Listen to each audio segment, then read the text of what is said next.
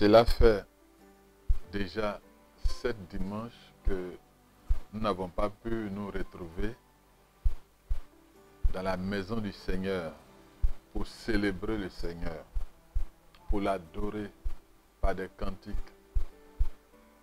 pour l'adorer par nos offrandes, pour écouter la parole de Dieu à travers ses serviteurs. Ce temps de confinement, me semble-t-il,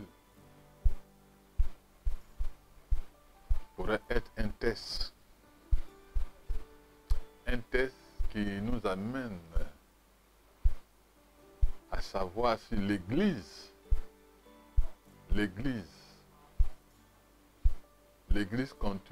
confinée est une Église mature. Pour savoir aussi si c'est une Église de masse. Ça peut être aussi un test pour voir la qualité de notre foi, la nature de notre fidélité à Dieu, la nature de notre obéissance à Dieu, pour voir jusqu'où dans ce confinement nous avons gardé la foi, nous sommes restés fidèles au Seigneur, nous sommes restés toujours obéissants au Seigneur, à sa parole. Bien-aimés, le chiffre 7, c'est le nombre de Dieu. Dieu fait les choses en 7. Le nombre 7, c'est le chiffre de Dieu. Et ça parle de l'accomplissement. Ça parle aussi de l'achèvement. Ça parle de la plénitude. Après ce dimanche, qui est le 7e dimanche, où le peuple de Dieu n'a pas pu se retrouver dans la maison de Dieu, Dieu serait-il sur le point de faire quelque chose pour toi, pour ta famille, pour ton assemblée, pour tes affaires, pour tes entreprises, ton mariage, tes enfants? Est-ce que pendant ces 7 dimanches où le peuple n'a pas pu se retrouver, Dieu serait en train de préparer quelque chose? Je voudrais vous inviter à faire 2 lectures avec moi. Le premier texte se trouve dans le psaume 29, le verset 9. Mais je voudrais qu'on lise à partir du verset 1. Psaume de David. Fils de Dieu, rendez à l'Éternel gloire et honneur. Rendez à l'Éternel gloire pour son nom. Prosternez-vous devant l'Éternel avec des ornements sacrés. La voix de l'Éternel retentit sur les eaux. Le Dieu de gloire fait gronder le tonnerre. L'Éternel est sur les grandes eaux. Verset 4. La voix de l'Éternel est puissante. La voix de l'Éternel est majestueuse. La voix de l'Éternel brise les cèdres. L'Éternel brise les cèdres du Liban. Il les fait bondir comme des veaux. Et le Liban et le Sirion comme de jeunes buffles. La voix de l'Éternel fait jaillir des flammes de feu. La voix de l'Éternel fait trembler le désert. L'Éternel fait trembler le désert de Kadès. La voix de l'Éternel fait enfanter les biches. Elle dépouille les forêts. Dans son palais, tout s'écrie gloire.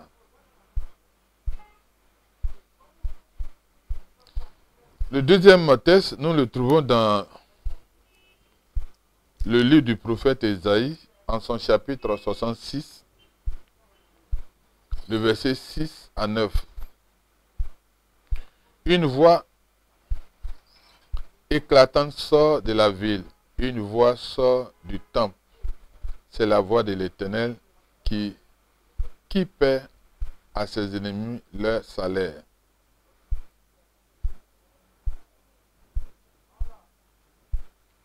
Bien-aimé, ce psaume a été écrit par le roi David. L'expression qui est utilisée ici, fils de Dieu, se réfère sans doute aux puissances anges de Yahvé. David parle ici des puissantes manifestations de son Dieu. David parle de la supériorité de son Dieu. Il est le Dieu suprême. Il est le vrai Dieu. Face au prétendu Dieu des voisins païens, il est le Dieu qui n'a ni commencement et fin.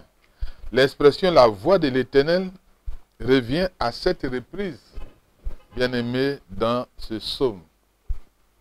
Comme l'avons dit tantôt, le chiffre 7 est considéré par les Hébreux comme un chiffre sacré. C'est le nombre de Dieu. Le chiffre 7 évoque la perfection, l'état de plénitude, l'abondance, la quiétude et l'achèvement. Qui n'aimerait pas entendre aujourd'hui la voix de Dieu en cette période de confinement? David écrit: la voix de l'Éternel retentit sur les eaux. La voix de l'Éternel fait jaillir des flammes de feu. La voix de l'Éternel est puissante. La voix de l'Éternel est majestueuse. La voix de l'Éternel brise les cèdres. La voix de l'Éternel fait trembler le désert. La voix de l'Éternel fait enfanter les biches. Lorsque la voix de l'Éternel se fait entendre, dans ce texte, il est dit qu'à 7 reprises, la voix de l'Éternel s'est fait entendre. 7 fois, des œuvres ont été associées à la voix du Seigneur. La voix du Seigneur a été qualifiée ici de puissante, de majestueuse. Dieu manifeste sa puissance. Il dit et la chose arrive, bien-aimé. Il est celui qui appelle à l'existence ce qui n'existe pas. Dieu parle. Et lorsque Dieu parle, c'est qu'il est sur le point de faire quelque chose. Il a dit que la lumière soit, et la lumière fut, bien-aimé. Il crée à partir de rien. Ses œuvres sont admirables et extraordinaires. Le prophète Ésaïe écrit: une voix éclatante sort de la ville. Une voix sort du temple. C'est la voix de l'Éternel. Ce n'est pas n'importe quelle autre voix, mais c'est la voix de l'Éternel. Et dit: un pays peut-il naître en un jour? Une nation est-elle enfantée d'un seul coup? À peine en travail Sion a enfanté ses fils. Moi qui fais naître empêcherai d'enfanter. Isaïe chapitre 66, le verset 6 à 9. Quand Dieu parle, chers frères et sœurs, c'est qu'il est sur le point de faire quelque chose. Quand Dieu parle, quand Dieu s'adresse à toi, chers frères et sœurs, c'est qu'il est sur le point de faire quelque chose dans ta vie, dans ta famille, dans ton entreprise, dans tes affaires, dans ton ministère, dans la vie de tes enfants. Il veut opérer un miracle. Il veut opérer une guérison, une délivrance, apporter une bénédiction là où la pauvreté a sévi, là où la maladie a sévi, là où la misère a sévi. Nous allons considérer dans ce message le temps de Dieu. À quel moment opère-t-il? Est-ce que Dieu opère dans le même temps que les êtres humains? Est-ce que notre temps est le temps de Dieu? Est-ce que le temps de Dieu est différent des nôtres? À quel moment Dieu parle-t-il? Pourquoi parle-t-il? Que veut-il faire quand il parle? La voix de l'Éternel ici est associée à l'exécution d'œuvres puissantes.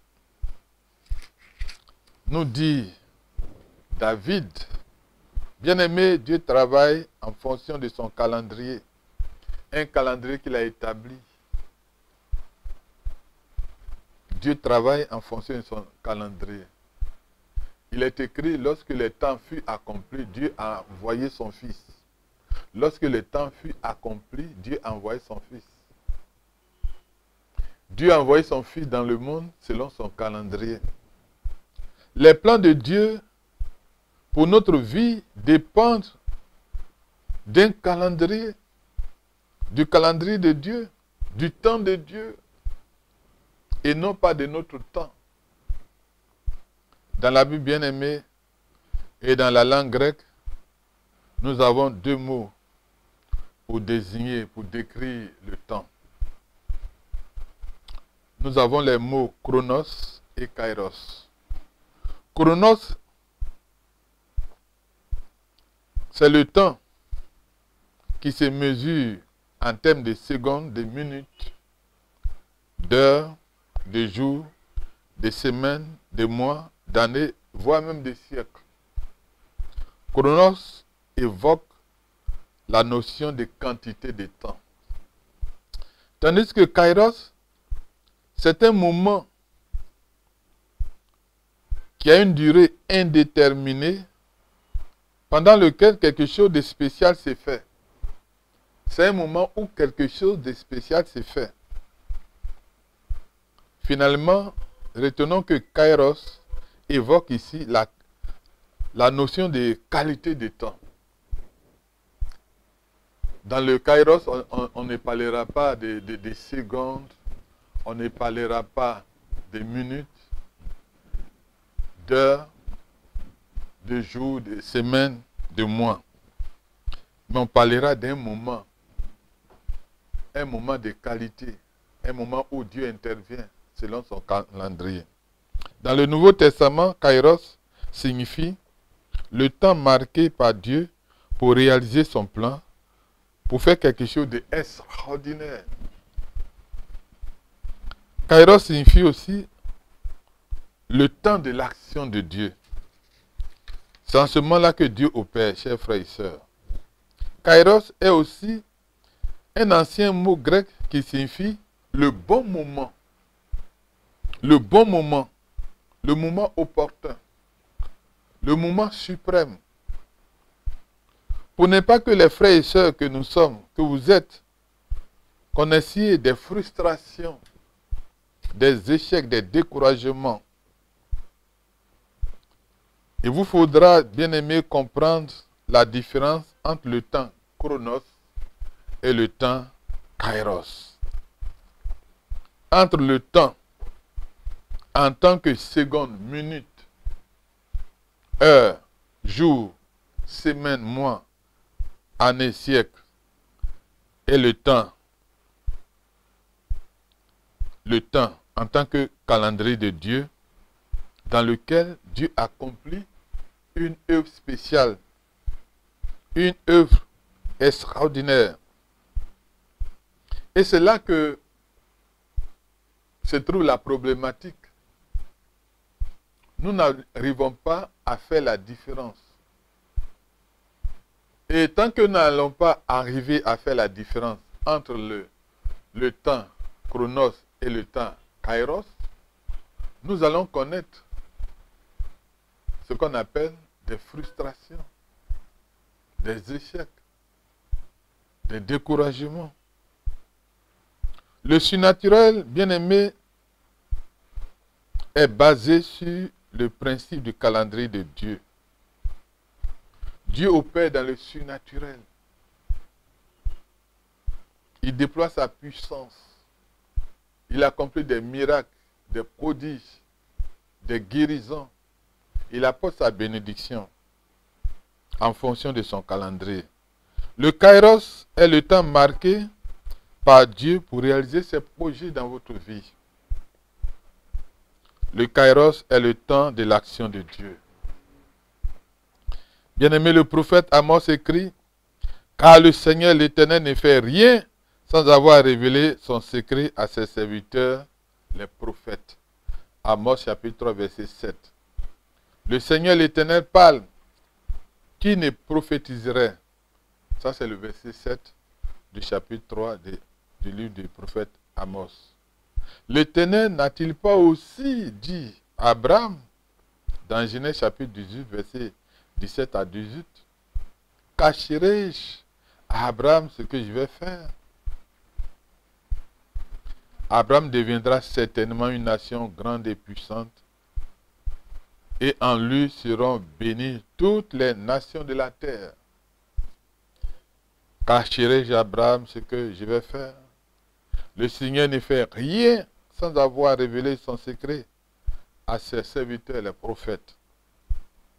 Bien-aimé, Dieu ne cache rien à ses enfants. Dieu ne nous cache rien. Dieu nous révèle ce qu'il doit faire à nous qui sommes ses enfants. Mais avant cela, bien-aimé, et ça c'est très important, avant cela, Dieu parle d'abord. Dieu va vous parler. Dieu a parlé à Abraham. Il a dit, prends ton fils, ton unique, celui que tu aimes, Isaac, va-t'en au pays des Morija, et là offre-le en holocauste sur l'une des montagnes que je te montrerai. Genèse chapitre 22, verset 1 à 14. Il a aussi parlé à Simon-Pierre en disant, avance en pleine eau et jetez vos filets pour pêcher. Quand Dieu parle, bien-aimé, c'est qu'il veut faire quelque chose. C'est qu'il est sur le point de faire quelque chose pour répondre à un besoin, pour visiter notre vie, pour changer notre situation, pour se montrer à nous, pour nous révéler qui il est. Abraham a reçu la confirmation des bénédictions que Dieu avait en réserve pour lui et sa descendance. Lorsqu'il a obéi en allant jusqu'à sur cette montagne pour offrir son fils. Voilà ce qu'il est dit dans Genèse chapitre 22, verset 17 à 18. Je te bénirai et je multiplierai ta postérité comme les étoiles du ciel et comme le sable qui est sur le bord de la mer. Toutes les nations de la terre seront bénies en ta postérité parce que tu as obéi à ma voix. Dieu réaffirme à Abraham la promesse qu'il lui avait faite dans le chapitre 12 de Genèse. Il a fallu, n'est-ce pas, qu'il obéisse. Simon-Pierre a été témoin d'un grand miracle. Il a dit, l'ayant jeté, il prit une grande quantité de poissons et leur filet se rompait. Luc chapitre 5, verset 6 à 7. Et non seulement Simon a été témoin de ce grand miracle de Dieu, mais il reçoit la révélation de qui est Jésus, qui est cet homme, qui est ce jeune homme qui m'a demandé de jeter mon filet. Parce qu'après cette pêche, il s'est jeté et il a dit, Seigneur, retire-toi de moi, je suis un pécheur. Et il se rend compte que ce Jésus qui est devant lui n'est pas juste un être humain, il est Dieu. Il est le Tout-Puissant, il est le Créateur. Il est celui qui dit et la chose arrive. Il est celui qui appelle à l'existence ce qui n'existe pas. Au moment où le Seigneur demandait à Simon-Pierre de jeter son filet, l'heure n'était pas appropriée pour la pêche. Mais il a dit, sur ta parole, je jette mon filet. Bien-aimé, quand Dieu parle, c'est qu'il est sur le point de faire quelque chose. Aujourd'hui, le Saint-Esprit parle à nos cœurs. Il parle à ton cœur. C'est parce que Dieu est sur le point de faire quelque chose dans ta vie. Le kairos désigne donc un temps entre deux autres temps, un moment d'une durée indéterminée pendant lequel quelque chose de spécial s'est fait par Dieu. Quelque chose de spécial s'est fait dans la vie d'Abraham. Il a reçu la confirmation des promesses que Dieu lui a faites. Et c'était maintenant scellé. Simon-Pierre a été témoin d'une pêche miraculeuse, alors que toute la nuit ils ont pêché sans avoir le moindre poisson. Quelque chose de spécial s'est fait. Et c'est ce que Dieu veut faire. Quand Dieu te parle, quand le Saint-Esprit parle à ton cœur, Dieu est sur le point de faire quelque chose de spécial dans ta vie, dans ta famille, dans ton ministère, dans tes affaires, dans ton entreprise, dans la vie de tes enfants, dans ton assemblée. Il ne va pas te le cacher. Il va te le révéler. Mais il va d'abord te parler. Alors écoute la voix de Dieu et obéis-lui promptement, sans calcul, sans raisonnement. Parce que Dieu fait quelque chose dans ta vie. Quelqu'un a dit ceci un jour: je peux aller partout, puisque Dieu a dit d'aller partout, le monde, pour annoncer sa parole. Bien-aimé, ce que cette personne a dit est exact. Cependant, cette recommandation du Seigneur ne s'adresse pas à un individu. Ça s'adresse à l'Église tout entière. La grande commission s'appliquait également à Paul. Parce que quand nous lisons dans le livre des Actes, nous voyons vraiment des passages qui nous parlent du Saint-Esprit qui a empêché Paul et son équipe d'aller dans telle direction ou dans une autre direction. Dans ce cas, pourquoi le Saint-Esprit l'a-t-il empêché d'aller en Asie? Puisque la grande commission s'applique aussi à Paul. Mais Paul devait se rendre là où le Saint-Esprit le guidait. Actes chapitre 16, le verset 6 à 10. Et c'est ce que vous devrez savoir, bien-aimés.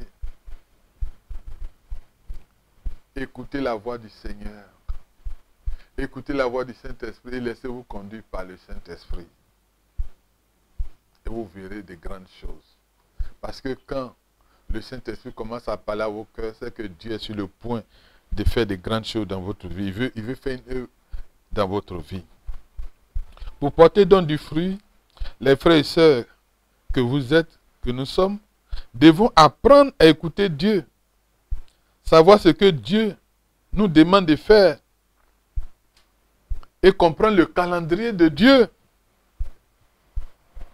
Et ne pas remettre à demain, à plus tard, ce qu'il nous demande de faire aujourd'hui. Voilà ton problème. Quand Dieu parle à ton cœur, tu dis que tu as le temps. Tu remets tout à demain, à plus tard, parce que tu as le temps. Mais Dieu veut faire quelque chose de grand dans ta vie au moment où il est en train de te parler. Il attend de toi l'obéissance. Il a dit parce que tu as obéi à ma voix. Il a dit à Abraham parce que tu as obéi à ma voix. Es-tu disposé à obéir à la voix du Seigneur, à la voix du Saint-Esprit, et à obéir promptement à la voix du Saint-Esprit et faire ce qu'il te dit de faire promptement, sans calcul, sans raisonnement? Lorsqu'on n'arrive pas à discerner le calendrier de Dieu, chers frères et sœurs, on remet à demain ce que nous sommes appelés à faire aujourd'hui. Et c'est ton cas.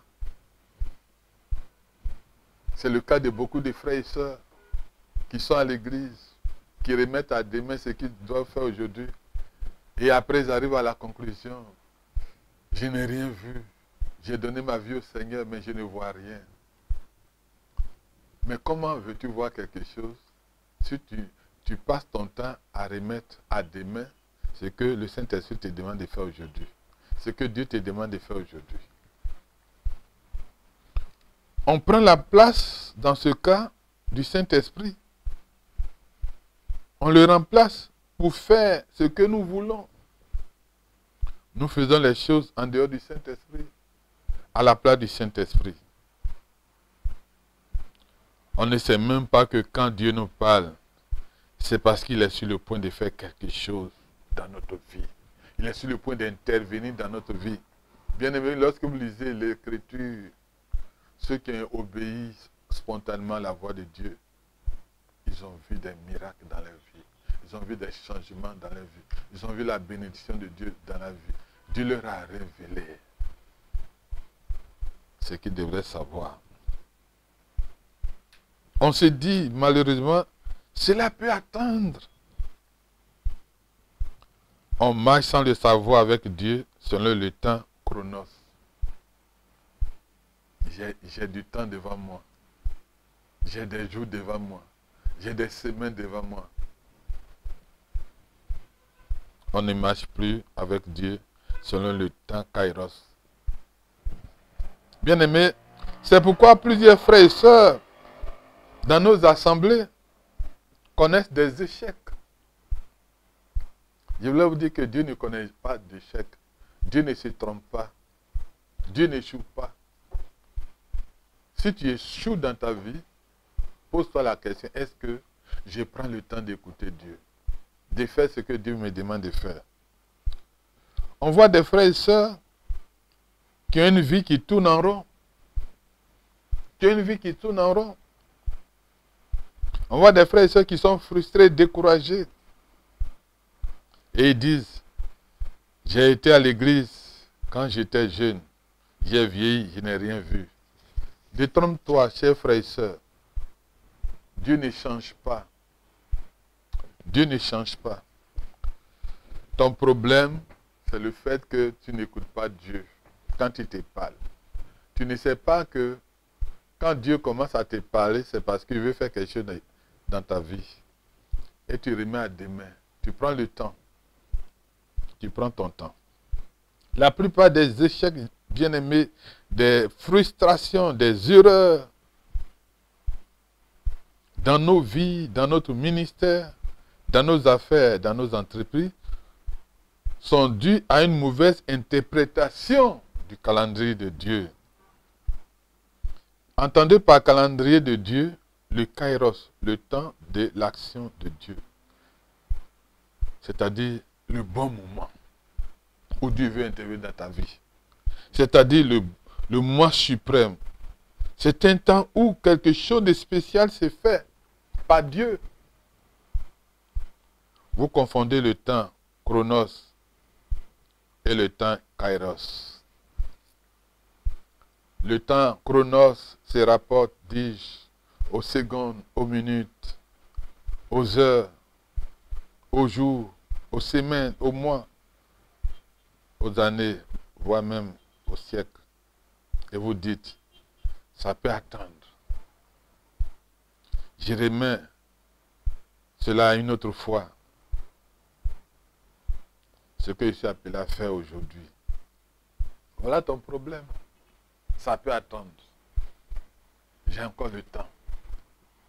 Il me faut d'abord faire ceci avant de faire pour le Seigneur. Oh Seigneur, ce que j'ai, je l'ai pour ma vie. Pour régler tes problèmes, je ne peux pas te donner. Je ne peux pas faire ce que tu me demandes. J'ai encore le temps. Le Seigneur a parlé un jour à un serviteur de Dieu. Dieu lui a demandé de jeûner un certain nombre de jours. Mais il a pris son temps pour effectivement jeûner selon le nombre de jours que le Seigneur lui a demandé de faire. Mais comment l'a-t-il fait? Il a fait par séquence jusqu'à ce qu'il totalise le nombre de jours que Dieu lui a demandé de faire. Il a fait par séquence. Mais après cela, qu'est-ce que cet homme est devenu aujourd'hui? Sa vie est l'homme d'elle-même. Son ministère est l'homme de lui-même. Parce qu'il n'a pas obéi à Dieu. Ne remets pas demain ce que Dieu te dit de faire à l'instant, maintenant. Pendant que tu m'écoutes, le Saint-Esprit parle à ton cœur.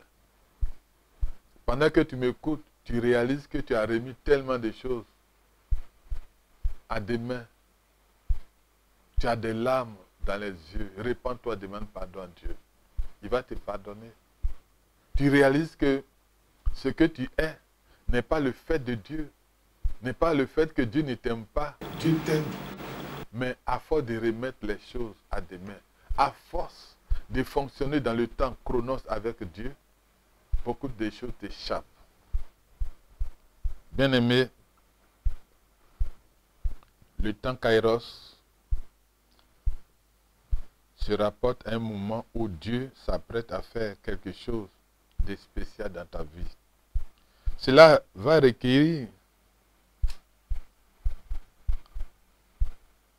votre foi, votre obéissance. L'auteur à l'Épître aux Hébreux écrit, c'est pourquoi, selon ce que dit le Saint-Esprit,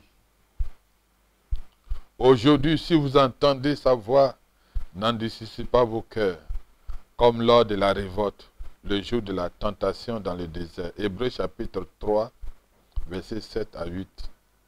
Je termine avec cette citation, ce que David a déclaré. Il dit, j'ai été jeune, j'ai vieilli, je n'ai point vu le juste abandonné, ni sa postérité mendiant son pain.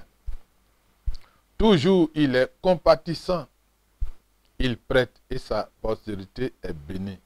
Psaume chapitre 37, versets 25 à 26. Il dit, voilà le témoignage d'un homme. David était un berger. David n'avait pas été invité à la fête.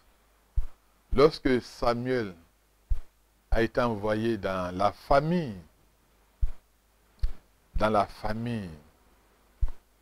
d'Isaïe, pour une cérémonie de consécration. Parce qu'après la défaillance du roi Saül, le Seigneur était tellement déçu de cet homme, de ce roi. Il dit, voilà, tu ne m'as pas obéi. Ne sais-tu pas que l'obéissance vaut mieux que les sacrifices? Pendant que Samuel pleurait sur Saül, l'Éternel lui a dit, arrête de pleurer sur Saül. Il ne m'a jamais obéi. Je l'ai rejeté. Je l'ai rejeté. Mais je me suis choisi une autre personne parmi les enfants d'Isaïe.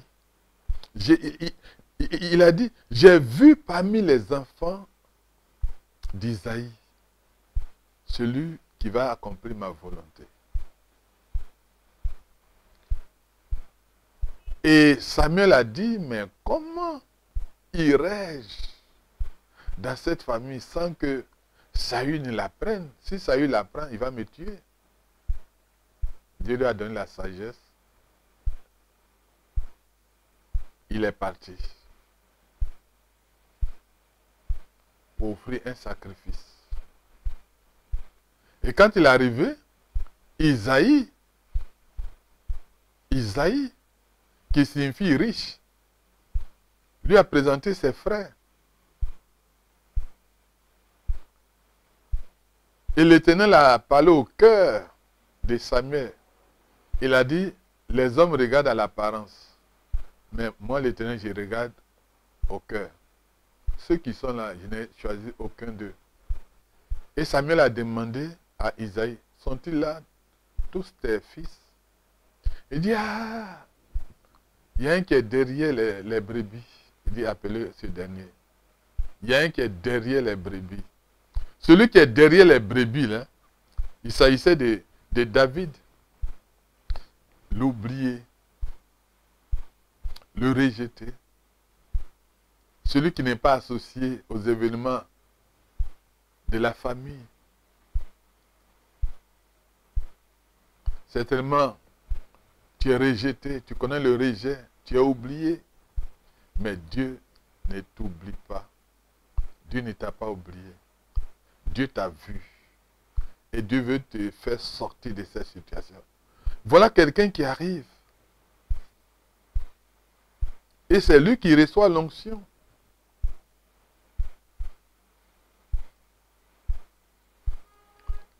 Pendant 7 ans, il va régner comme roi à Hébron. Et après cela, il va régner pendant 33 ans sur tout Israël. Il vient donc s'installer à Jérusalem. Il s'est bâti un palais. Mais il a un pincement dans le cœur. Il dit, j'étais derrière les brebis. J'étais oublié. J'ai reçu l'onction pour être roi. Je suis dans un palais. Et l'arche de l'Éternel est sous une tente. C'est inacceptable. Il a eu à cœur donc de bâtir une maison pour abriter l'arche de l'Éternel, la représentation symbolique de l'Éternel au milieu de son peuple. À partir de là, l'Éternel va lui parler à travers son serviteur, Nathan le prophète. Il dit, va dire à David, c'est pas à lui de me bâtir une maison, mais moi, je vais lui bâtir une maison. Mais ici, il s'agit d'une dynastie. Il a dit, il ne manquera pas de successeurs sur son trône. Et dans la vie de cet homme, David a exprimé sa reconnaissance pour préparer la construction de ce temple. Il a fait des offrandes de qualité. Le peuple en a fait. Et c'est Salomon qui a bâti ce temple pour abriter l'arche de l'Éternel. Et c'est lui qui dit ici, j'ai été jeune, j'ai vieilli. Je n'ai pas vu le juste abandonné, ni sa postérité mendiant son pain.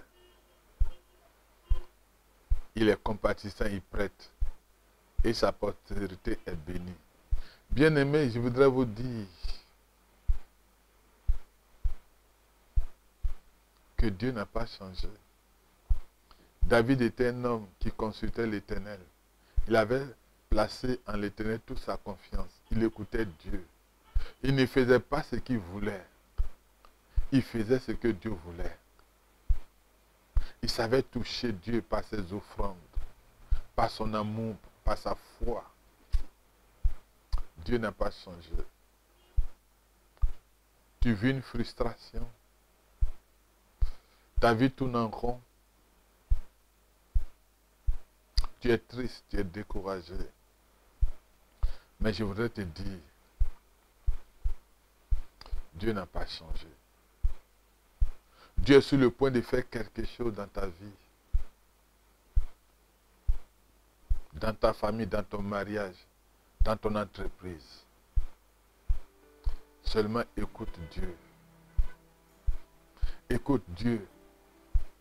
Et ne remets pas demain ce qu'il te demande de faire aujourd'hui.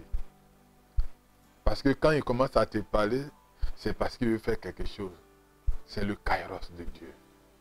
C'est le moment favorable. Il va faire une œuvre spéciale dans ta vie. Que le Seigneur te bénisse. Amen. Que Dieu vous bénisse. Amen.